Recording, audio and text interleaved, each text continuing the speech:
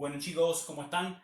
Bienvenidos a una nueva clase virtual en la cual intentaremos sintetizar un poco lo que ya vinimos conversando por otras aplicaciones respecto de un movimiento político, intelectual, artístico y económico que tuvo lugar en Europa en el siglo XVIII y que vamos a analizar en esta clase, en esta breve clase en realidad, que espero que además les sirva como esquema para poder pensar, leer y analizar los textos que les envié.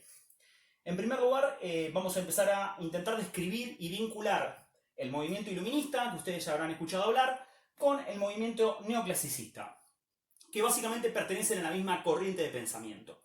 Tanto el movimiento iluminista como el movimiento neoclasicista forman parte de la mentalidad y el pensamiento de la clase burguesa europea, que es una clase que está de alguna manera transformando, revolucionando y modificando la estructura social y económica de Europa, al menos desde el siglo XV, dando lugar al sistema capitalista y a la gran acumulación de capital, que tiene en el plano de las ideas políticas, económicas y sociales el nombre de iluminismo, y que se refleja en el campo de las ideas estéticas, artísticas o literarias bajo el nombre de neoclasicismo.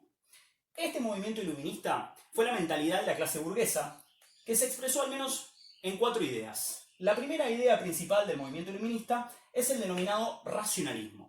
El racionalismo está presente en la mentalidad de la clase burguesa al menos desde el siglo XV, pero durante este periodo está fuertemente vinculado a la creencia, a la firme creencia de los pensadores intelectuales europeos en la capacidad que tiene el sujeto a partir del uso de su propia razón para transformar y modificar las condiciones del mundo. Modificarlo en el sentido de destruir todas las estructuras autoritarias que someten a la libertad del individuo, pero a su vez utilizar la razón para comprender y para transformar la naturaleza en la cual el hombre está inmerso. El segundo elemento distintivo del movimiento iluminista es lo que nosotros podríamos denominar la confianza en la humanidad.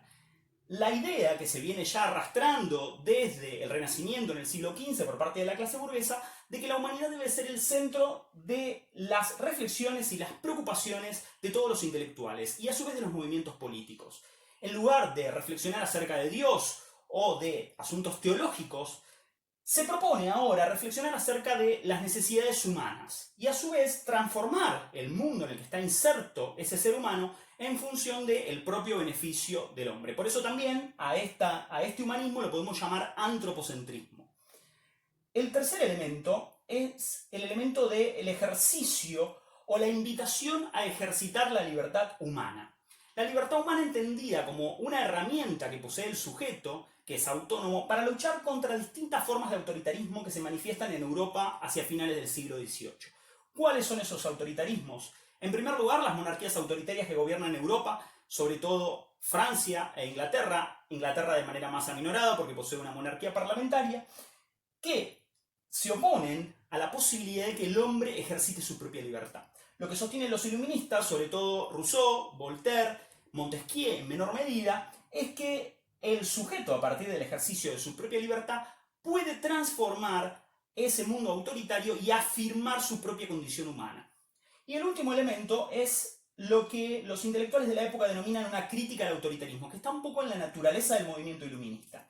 Esa crítica al autoritarismo se plasma al menos en 2 cuestiones elementales. En primer lugar, una crítica a las monarquías absolutas, que ya les mencioné, que gobiernan Europa en este periodo, bajo la denominación del antiguo régimen, que es una categoría que ya vamos a ver y vamos a profundizar cuando trabajemos la Revolución Francesa. En segundo lugar, el autoritarismo está representado por la Iglesia y el sistema feudal. Pero también el autoritarismo tiene su correlato a través de lo que podemos denominar en las colonias americanas, pero también en las colonias en África, el ejercicio del poder autoritario en ese sistema colonial, que se ejerce en América al menos desde el siglo XV y que se ha ido potenciando en el último tiempo en América por el ascenso al poder de una dinastía llamada los Borbones. En América, a la par de ese movimiento iluminista, se va a desatar luego, y lo vamos a ver más profundizado, el movimiento de independencia. El correlato de este movimiento iluminista en el campo de las artes y en el campo de la literatura, pero también de la estética, es el neoclasicismo. El neoclasicismo es una corriente que, formando parte del proyecto iluminista, invita a redescubrir a la condición humana. Por eso todos los textos literarios y las obras artísticas de la corriente neoclásica van a intentar representar la potenciación del ser humano a través del ejercicio de la razón y de su propia libertad. Estos 2 elementos, ¿sí?, nos permiten pensar en América el proceso de independencia, porque tanto los criollos como los mestizos, que van a ser las dos clases sociales del sistema de castas americano, que era muy rígido y cerrado, como lo hablamos en la clase anterior, esas dos clases van a protagonizar, al igual que la burguesía en Europa, el proceso de independencia contra el autoritarismo colonial español. ¿Levantando qué bandera? La bandera de la libertad del individuo y de la plena confianza en el ejercicio de la razón. Ese elemento va a ser clave en la transformación de la sociedad europea, pero también en la transformación de la sociedad americana, dando origen a nuestros procesos de independencia y también a una clase intelectual que va a liderar el proceso de emancipación americana, que va a estar fuertemente marcada por el movimiento iluminista y el movimiento neoclásico, que serán nuestros patriotas o padres fundadores. Eso lo veremos en la próxima clase y esperemos que les haya servido toda la información que les brinde.